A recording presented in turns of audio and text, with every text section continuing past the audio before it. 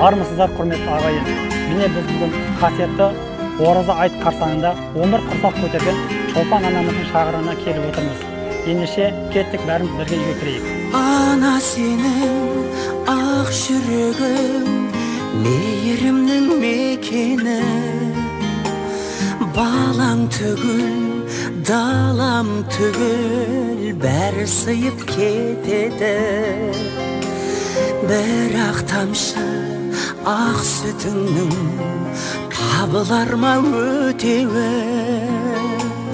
Ана сенің әлдиіңе қандай әуен жетеді? Ана сенің бір талап көп баланы 11 құрсақ көтердім. 11 құрсақтың 10 балам бар. 10 баланың әр баланың өзінің несібесі бар. Несібесі, баланың несібесі бар. Мынау өкіметке қолым жайып бүйтіп барған емеспін. Құдайға шүкір, осығанда тоба.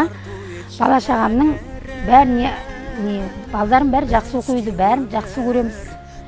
Бәрі тілді алады, бәрі бауырмашыл балдарым бәрі. Бір-бірін демеп, біреу жоқ болса, екеуі жоқ болса іздейміз, біреу жоқ болса да іздейміз. Бәріне, балдарым бәріне ырзамын. Өзім көпшілікті жақсы көремін, шынын айтқанда. Бәріне, осындай мен сияқты болсын деймін, бәріне жастарға соны тілеймін. Көп болғанның зияны жоқ. Құдайдың берген балдары бұл.